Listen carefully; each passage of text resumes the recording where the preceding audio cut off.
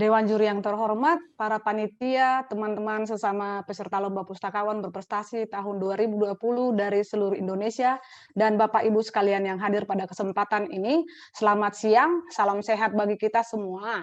Last but not least, perkenalkan nama saya Yosefa Silayan. Saya peserta perwakilan dari Provinsi ke-34 termuda se-Indonesia, yaitu Provinsi Kalimantan Utara yang ibu kotanya Tanjung Selor. Pada kesempatan yang berharga ini, saya akan membawakan presentasi berjudul Inovasi dan Kreativitas Pustakawan dalam rangka mewujudkan SDM unggul Indonesia maju dengan gagasan inovasi saya namanya Siputer atau Si Pustakawan Terbang. Pada kesempatan ini ada beberapa poin yang akan saya sampaikan, yaitu latar belakang inovasi ini, kemudian apa itu Siputer, lalu implementasinya bagaimana, kemudian kendala yang mungkin ada di lapangan, dan yang terakhir adalah harapan pada inovasi ini. Bahwa perpustakaan saat ini berbasis inklusi sosial, artinya layanan perpustakaan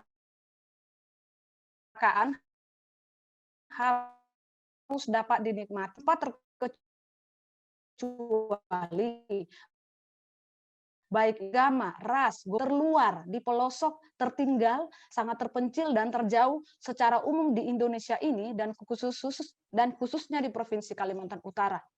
Untuk di Kalimantan Utara sendiri, kondisi geografis menjadi tantangan yang besar dalam melaksanakan layanan kepada masyarakat atau public service, termasuklah layanan perpustakaan ini. Masih terdapat desa di Kalimantan Utara yang terisolir yang hanya dapat diakses melalui udara, yaitu dengan pesawat kecil berpenumpang maksimal 11 orang.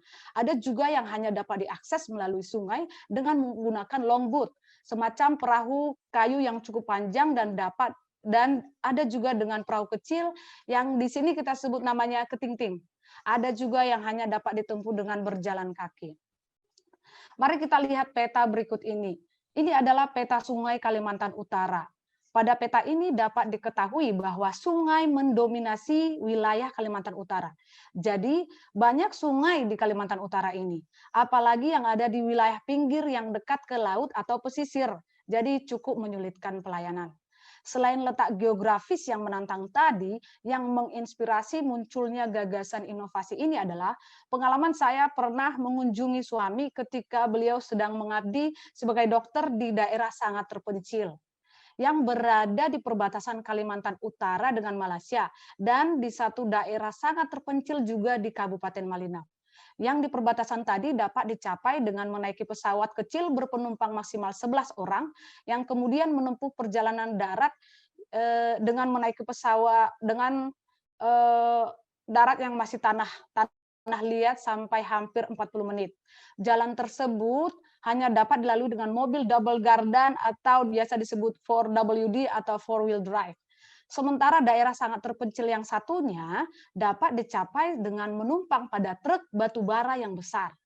Dari pengamatan saya pribadi di lapangan, saya berpendapat bahwa bukan minat baca masyarakat di tempat itu yang tidak ada, namun bacaannya yang tidak ada.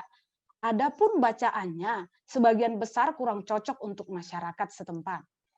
Nah, disinilah si puter ini diperlukan Bapak Ibu.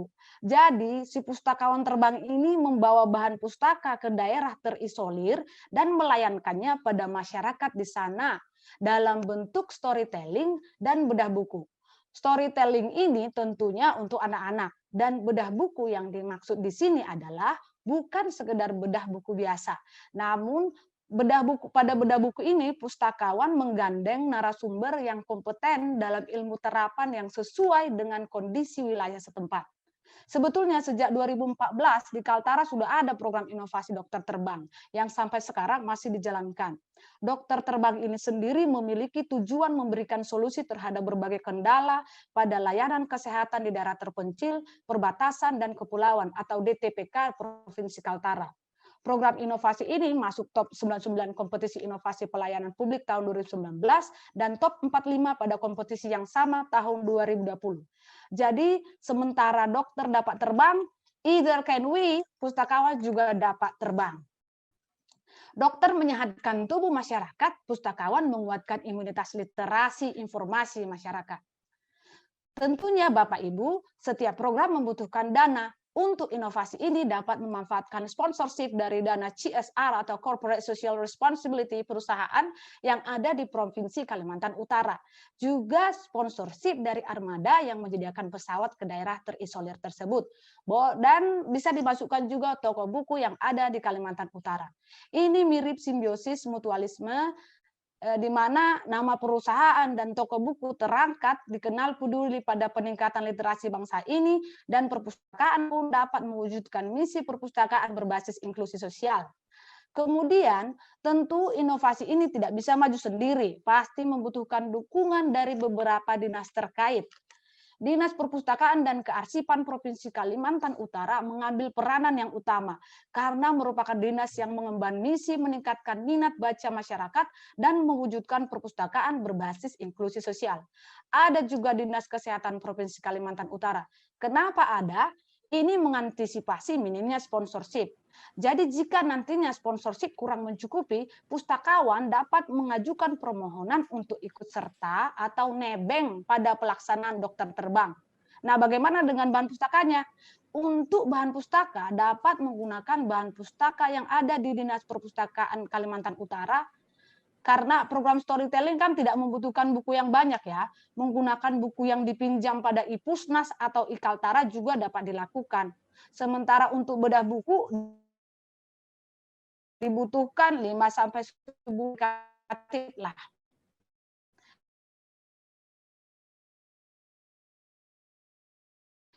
Dibutuhkan juga dari dinas-dinas, misalnya pada saat bertani, berkebun, pustakawan dapat menggandeng tenaga ahli dari Dinas Pertanian. Untuk daerah yang di pesisir pantai, dapat menggandeng tenaga ahli dari kelautan dan perikanan. Sementara Dinas Perhubungan di sini memberi support informasi jalur yang dapat dilalui dan akan lebih baik lagi jika memfasilitasi moda transportasinya.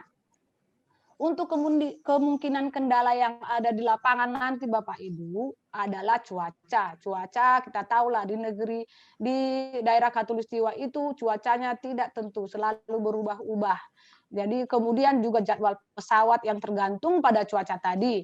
Serta ada juga kontrak subsidi ongkos pesawat. Maksudnya kontrak subsidi ongkos pesawat ini adalah jadwal lelang kegiatan subsidi ongkos pesawat ke daerah-daerah terisolir yang mungkin membutuhkan waktu lebih lama daripada yang ada.